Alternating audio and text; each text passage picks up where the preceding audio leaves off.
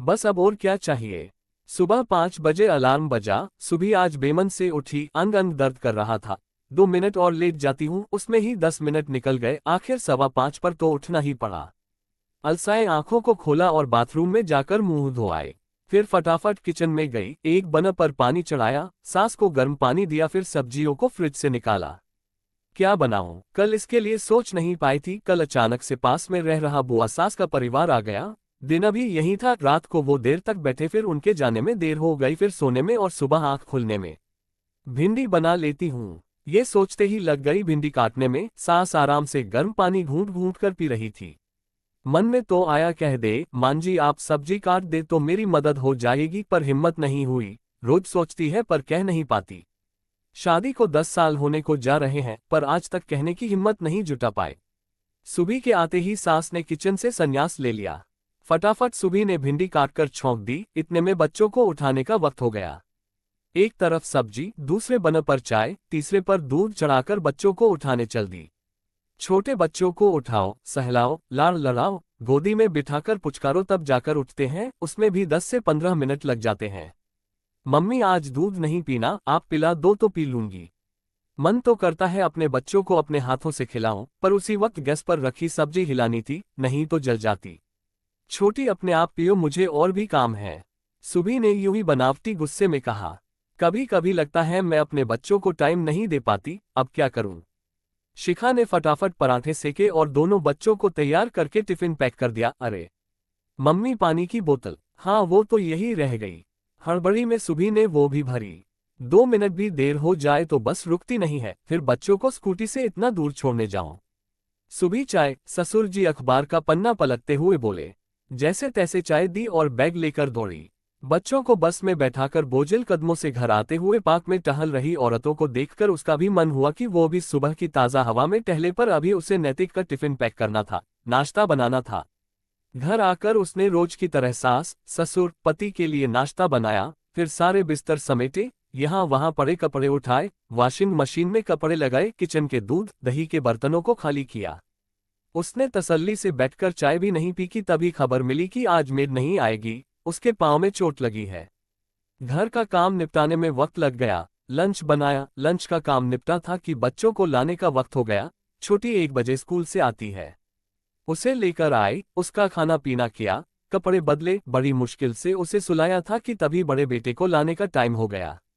सुबह का मन कर रहा था कि वो भी एक झपकी ले ले, पर फिर स्कूटी स्टॉप की और बेटे को 3 बजे बस स्टॉप से लेकर आए। दोनों बच्चों के आने का अलग वक्त है, 2 बार चक्कर हो जाते हैं। ससुर जी टीवी देख रहे थे, वो भी ला सकते थे, पर यह भी सुबह का काम था। सोनू की स्कूल की बातें सुनने में लीन थी। उसे खाना दिया था कि छोटी शोर शराबे से उठ गई, फिर उसे बहलाने में लग गई।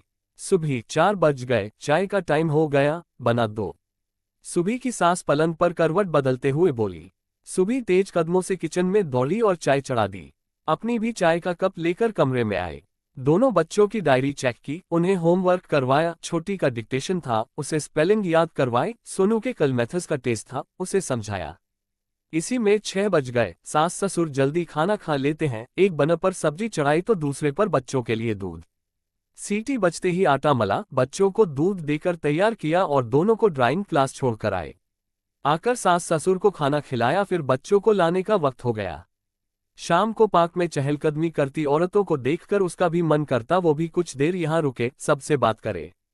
लेकिन नैतिक के ऑफिस से आने का वक्त हो जाता है। जाते ही चाय चढ़ा दी, तभी नैतिक के चिल्लाने की आवाज आए। सुबह मेरा टॉवल कहाँ है? कितनी बार बोला है मुझे बाथरूम में चाहिए, मुंह हाथ धोने के बाद चाहिए होता है। वो मैंने धो दिया था, बाहर सूख रहा है, अभी लाती हूँ। सुबह जैसे कि टॉवल लेकर आए। नैतिक के मम्मी पापा कह रहे थे कि पता नहीं सारा दिन करती क्या है, घर में ही तो रहती है। ये सुनकर सुबह कड़वे घूंट पीकर रह गई। सदा से औरतों के घरेलू कामों को कम आंका जाता रहा है। वो कितना भी कर ले, सुबह से रात तक लगी रहती हैं। घर के लिए अपनी नींद, चैन, सेहत, करियर तक त्याग देती है। फिर भी यही सुनने को मिलता है कि घर पर ही तो रहती है, कुछ नहीं करती। ये उसके रोज के दिन में सी एक था, लेकिन आज कुछ अलग हुआ। सुबह का दिल आहत हो गया था, क्योंकि नैतिक ने भी सहमति के साथ सुना था। सब कुछ देखते जानते हुए भी उसके लिए एक शब्द भी नहीं बोला। एक औरत को पति से ही उम्मीद होती है, जब वो भी टूट जाए तो अस्तित्व ही नहीं रहता खुद का, ये सा लगता है। सुबह दूसरे दिन उठी, यथावत काम किया, उसके बाद अपने और बेटी के कपड़े पैक किए, नैतिक को फोन किया। मैं कुछ दिन के लिए मायके जा रही हूँ, माँ ने बुलाया है, 1 साल हो रहा है उनको देखा नहीं है। अरे ऐसे कैसे अचानक, और माँ को ही देखना है तो मैं दिखा लाऊंगा, रुकने की क्या जरूरत है, मेरी भी तबीयत ठीक नहीं है, आराम कर लूंगी कुछ दिन वहां, सुबह ने कहा। अरे वो तो यहाँ भी कर सकती हो और करती ही हो, नैतिक ने खींचते हुए कहा। हाँ तो आराम ही तो करती हूँ, यहाँ की जगह वहां कर लूंगी। अब तो नैतिक आग बबूला हो गया। ठीक है जाओ, बच्चों को भी ले जाना, हो गई उनकी तो पढ़ाई।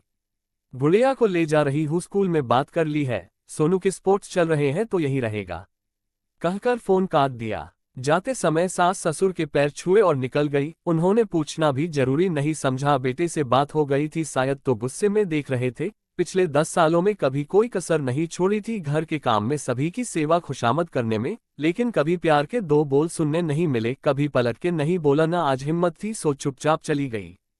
इधर फिर सुबह हुई, नैतिक लेट उठा, बेटे का भी स्कूल छूट गया। किचन में आया तो माँ ने चाय बड़ी मुश्किल से बनाई, नाश्ता बाहर किया और घर में भी सबको दे गया।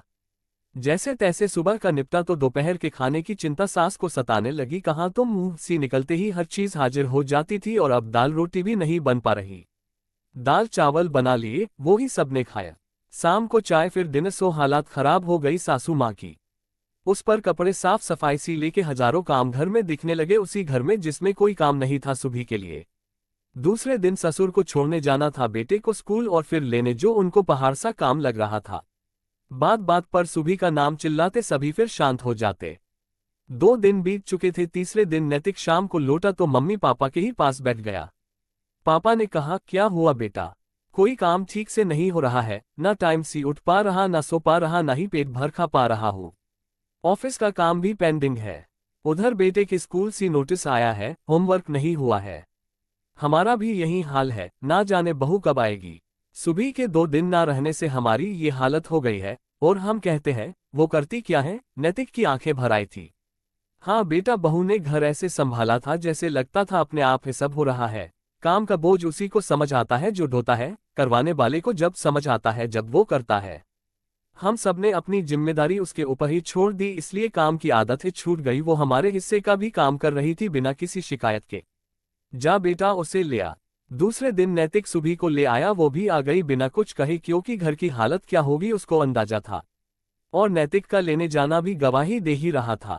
दूसरे दिन सुबह उठी तो नैतिक उठ चुका था, बच्चों को तैयार कर रहा था। सुबह हड़बड़ा सी गई, कैसे आंख नहीं खुली, तुरंत बाथरूम में गई, आकर सीधा किचन में जाने लगी तो नैतिक ने बोला, तुम चाय बना लाओ, हम साथ में पियेंगे। वो किचन में गई तो सासू माँ पहले से थी, बोली चाय ले जाओ बहू, मैंने बना दी है, हम लोगों ने पी ली है, नाश्ते के लिए सब्जी काट दी है, आकर बना लेना। आज पहली बार सुकून से नैतिक के साथ चाय पी थी सुबह ने। फिर किचन में आके नाश्ता बनाया, बच्चों को रखा और जैसे ही स्कूटी की चाबी उठाई, ससुर बोले लाओ बहू में छोड़ आओ, बच्चों को थोड़ी हवा भी लग जाएगी। सुबह की इतने सरलता से सारा काम हो गया था। सुबह आकर शांत बैठ गई। सासू माँ आए, नैतिक भी।